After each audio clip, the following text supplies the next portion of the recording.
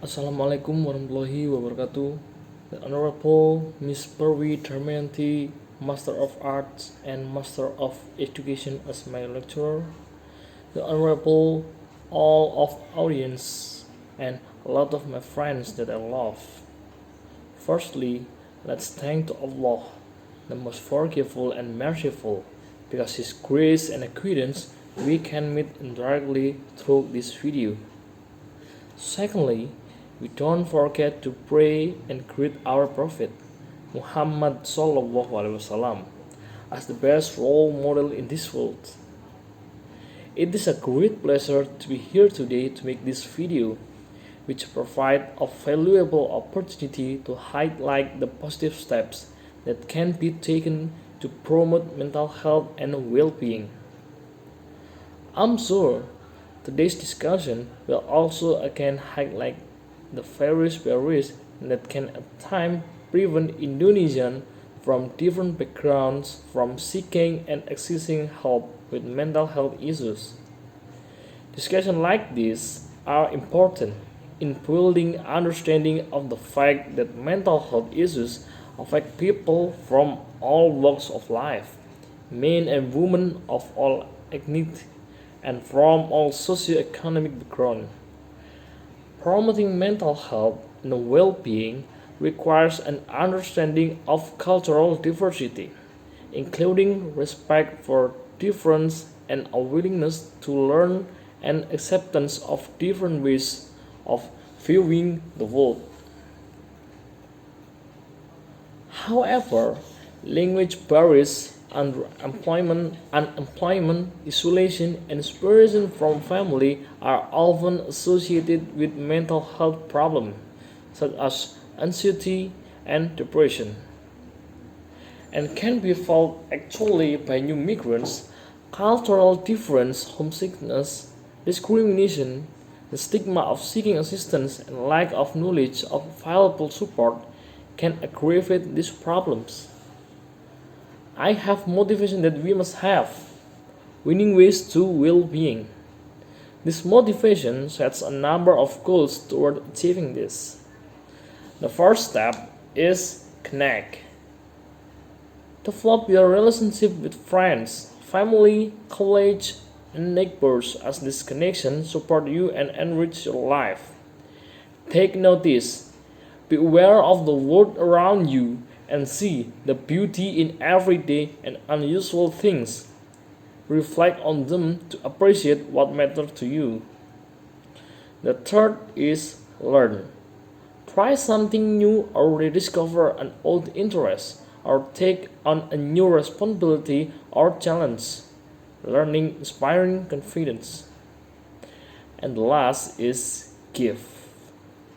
Do something for a friend or stranger and see yourself and your happiness linked to the wider community. As I mentioned, mental health issues are common and affect any one of us. The reality is that almost half of all Indonesian students will suffer from mild to moderate mental health problem at some stage during their life, and it is crucial that as a nation we can provide the help they deserve.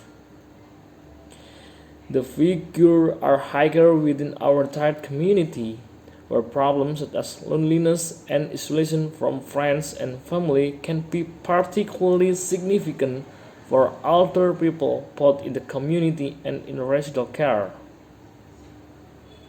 An important part of ensuring well-being is the assurance that all Indonesians, regardless of their culture, are aware of and are able to access the help and service they need. And I will take the example of New Zealand. The national government is committed to ensuring that people with mental illness and the people around them have support service to help them.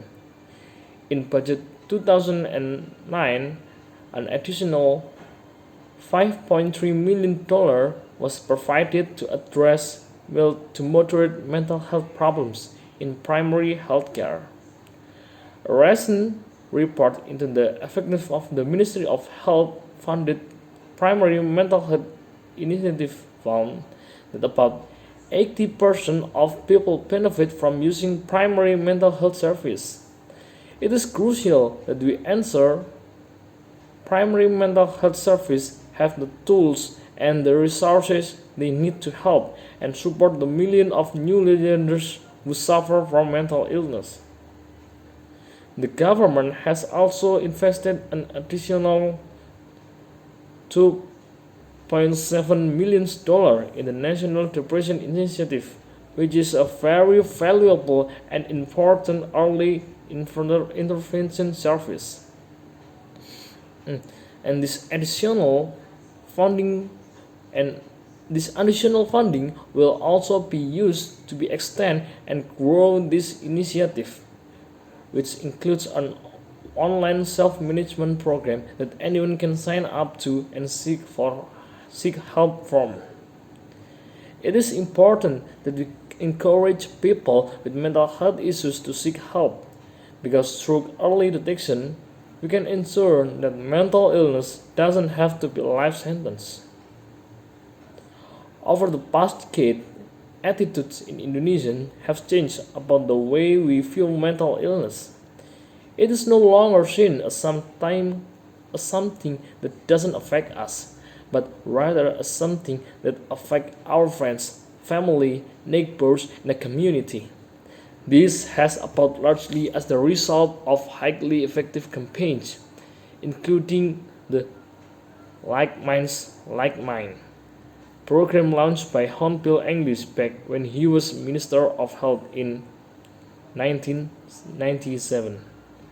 The Like Minds, Like Mine campaign was set up to counter the stigma and discrimination that is often associated with mental illness and has featured iconic New Zealanders, including former All Black John Kirwan and Kiwi music legend Mike Chan. This campaign continues to improve the life of hundreds of thousands New Zealanders, and it is important that we continue to build on it to ensure that those suffering from mental illness don't have to suffer alone. And what Indonesians have to do is they have to, what I say before, winning way to well-being. Because by building greater understanding across all cultures and communities, we can ensure that every Indonesian can discover a winning way to well-being. I'm sure you will agree that mental health awareness is vitally important in raising awareness of the continuing to make mental health a priority for all people.